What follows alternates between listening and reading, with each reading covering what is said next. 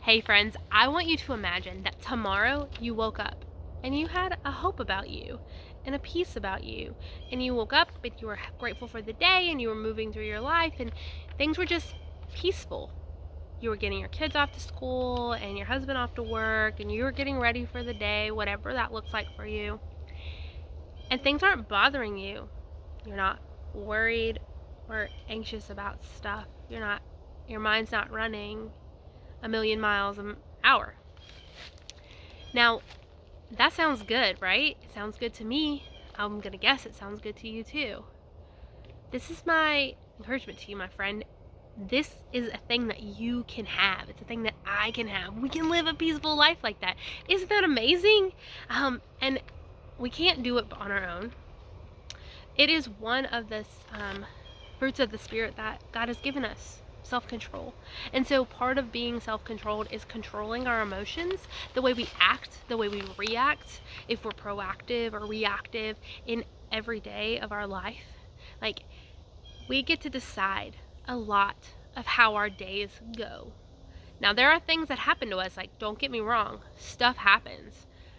But we do get to decide how we act and react and what we do next. And you decide what gets to live in your mind and what you get to just shoo out of there, right? And that might take some effort. And we're going to talk about some practical ways to do this later. But we have this fabulous example, which is Paul. Paul tells us in his letters that to follow him as he follows Jesus. And so if we're reading his letters and we're trying to do what he was doing, let's just be reminded that Paul's life was not hunky-dory. And he very well could have had like this like pity party about like, I turned away from all of my prestige and who he was in the synagogue and gave up all of his credentials basically to follow Jesus and to wind up in prison and to wind up with some real bad stuff.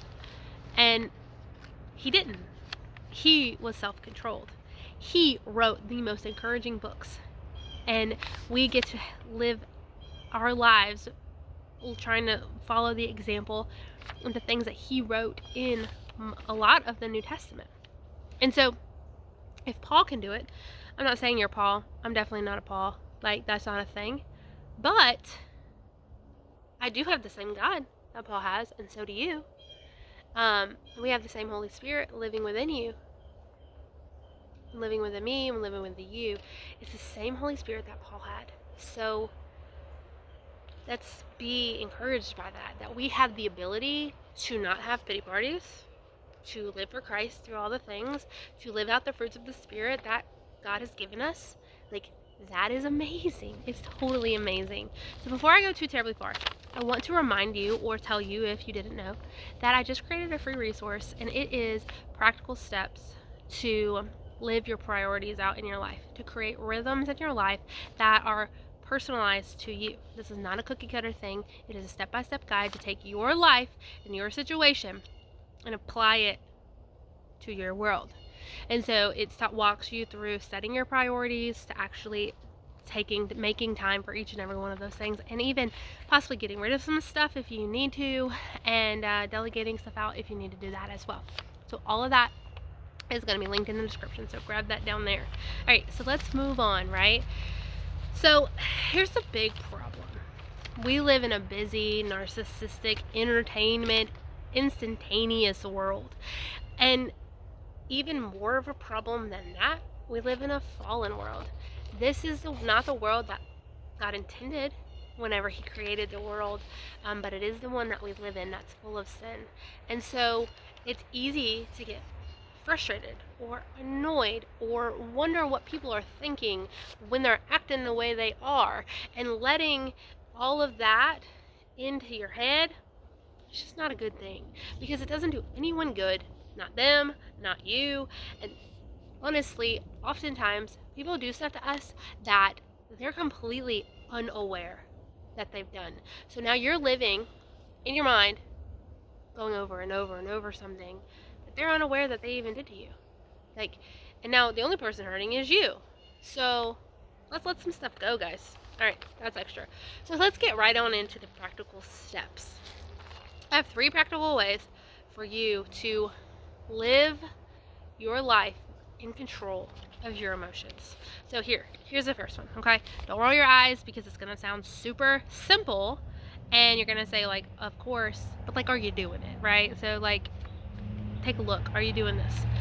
The first one is set your eyes on Jesus. Turn back to him. If you're frustrated, if you're annoyed, if something's happening, people are bothering you, like, turn your eyes to the Lord. Turn your eyes to the Lord. And like I said, I know, it sounds really simple. It totally does. Like, everybody knows that. But are you doing it? Because doing it and knowing it are different things. And so my encouragement to you is to start doing it. And it's not an easy skill. It gets easier as you move forward. I promise you that. And you just keep turning your eyes back to the Lord over and over and over. I'm going to tell you the story. I used to work at a soup kitchen. I've talked about that a couple of times. And there was this guy there who I thought we were close. Like, we were good friends. And he was there helping me all the time. And then we got in this, basically, like, well, not feud. That sounds ridiculous. But he got upset with me about something that I didn't think was a big deal, and honestly, I still to this day think that I was right, and we have worked through it, we're fine, but he was really mad, like real mad, and I was just fuming about it. I remember doing dishes and being so frustrated and remembering, no, I was just sitting there like, no, I'm not going to do this. There's nothing I can do about it at this moment. So I gave it to the Lord, and I prayed for him, and I asked the Lord to bless him, and that, you know, he would help with this situation. And that's all I really had at that moment to pray. And I probably did that, you know, washing dishes doesn't take that long, but I probably did that 10 times in that, like, little tiny period of time. And it was hard, but every time it was easier. Every time it's easier. And every time you do it, it will be easier for you as well. And so, my friend, turn your eyes back to Jesus when you feel like you're out of control of your emotions. It doesn't have to be complicated to turn your eyes to Jesus. It's quick, and just turn your heart, turn your eyes back to the Lord. You can do that. All right, so number two is creating boundaries around things that really bother you. Now, that is different for everybody. You know, it's different for you, different for me, but I'm going to throw out some stuff that I think it could be for you. It could be for me, right? Like, are you watching the news too much? Are you on your social media too much? Are you splitting your attention between two things? And so creating boundaries around, you know, I'm for being informed. I think that we, especially as believers in Jesus, should know what's happening around us, but that doesn't mean that we should be sucked in to news cycles or what's happening around the world. We need to be informed so we can vote, so we can be part of our community that we live in and be a pillar for Jesus. But it's so easy to be sucked into the things that are going on around us in the world. And so you should put boundaries up around those things if that's something that's bothering you. If scrolling social media causes you a lot of anxiety or a lot of comparison and you are just struggling with those things, then you need to start setting yourself some boundaries with those things. If you seem to be getting frustrated with your children often, and if you take account of what you're splitting your attention with, is it just them, or is it them and your phone? Are you doing something that you don't need to be doing at that moment when they need your attention? And that's not always the case. Sometimes you just need to, like, cook dinner or something and there they are, or you're doing something important, like that happens, but you can still control your emotions. So set boundaries around yourself and around your activities to make it easier for you to not be frustrated, because we get to decide what we do with our time too. And so set yourself up for success to be in control of your emotions. Now, the last one is practicing patience with your family and your friends. I want you to think, when you're getting irritated, is this thing really that important? Do I really need to be this upset about it? Is this a hill I'm willing to die on, that I feel like we really got to go around and around? And sometimes there are hills to die on. You do have to die on some hills. Like, you stand your ground. But everything's not that, my friend. Everything is not that.